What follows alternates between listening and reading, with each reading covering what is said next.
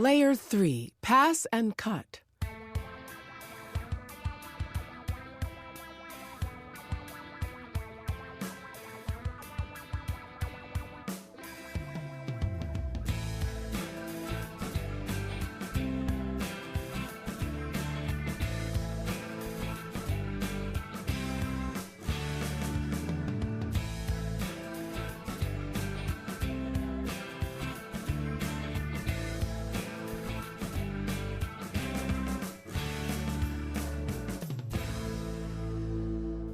After dribble penetration, the second most common thing that players do is pass the ball to the right or left. This occurs so often that it must be turned into a scoring threat. Here are 3 reasons why. Most defenders think that if you pass the ball, then they've been successful at shutting down your ability to attack and score. They think that they've won the one-on-one battle, and as a result, they'll relax as soon as you pass. Sometimes they relax mentally, sometimes physically, sometimes both.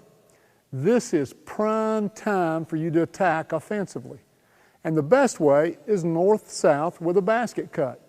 Moving backwards is harder on a defender than moving laterally.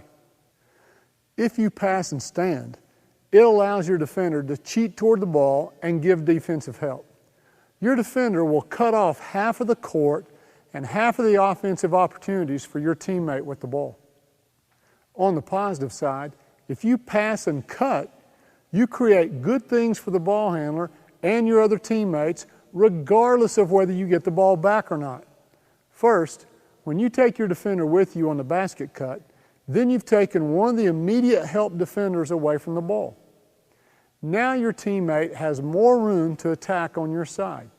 Second, your basket cut creates movement from your teammates who must fill the open spots. This occupies their defenders who are not as likely to help on the ball. And third, the teammate filling your spot has a chance to score because of your movement. This is one of the 3 scoring opportunities that we're going to look at. But before we look at these scoring opportunities, we must make sure that our passing does not screw up our spacing. With this in mind, here are the 2 basic rules for this layer. Rule number 1, when you pass to a teammate 1 spot away from you, then you must basket cut. Notice I said nothing about cutting when you skip pass. We'll cover that later. For now and forever, if you pass 1 spot away from you, then you must basket cut. If you stand still, you've screwed up. This is a rule we'll never break. And this is a 2-player reaction that must be drilled to the point of habit in this layer. Rule number 2, open spots are filled from the baseline up as quickly as possible. This will leave the basket cutter with an empty spot that he can fill after completing his basket cut.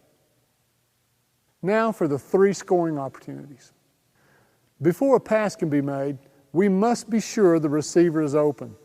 We do this by playing on the NBA arc while using the 19-foot arc as a read line. If the defender or the receiver is behind the arc, then your teammate is open and you can pass the ball. If your defender is over the 19-foot arc, then you must basket cut. There are no signals, just go. Using the 19-foot arc as a read line ensures a lot of space and makes it very difficult for the defender to recover and defend the rear cut. If the pass is not thrown, don't worry about it. Your basket cut leaves a spot open which must be filled by your teammate. Here comes scoring opportunity number 2. When filling an open spot, the player without the ball must view this movement as the great scoring opportunity that it is. Most defenders will react by sprinting to get denial position or even anticipate stealing the pass. As soon as your defender steps on or over the read line, rear cut. This is tough to defend. Again, if you don't get the ball, not to worry. Another teammate will be on his way to fill your spot. This is another 2-player read and reaction that must be drilled to the point of habit in order for this layer to work. When the pass is made, scoring opportunity number 3 becomes available. It's the passer's opportunity. He can score on a front cut or a rear cut. Here again, the reads have been simplified. If the defender jumps toward the ball in order to get into denial position, and this is what 99% of defenders have been trained to do, then simply rear cut straight to the basket. Here's an example of using the defender's habits to your advantage. There's no need to jab step, V-cut, or make any contact. The defender has stepped out of your way, so take what he gave you and go straight for the basket. I emphasize making the pass right off the back foot of the defender. This gives the cutter the ball as soon as possible in case he needs to make a move based on help defense. If the defender doesn't jump to the ball, whether by design or because he's temporarily brain dead, then front cut him.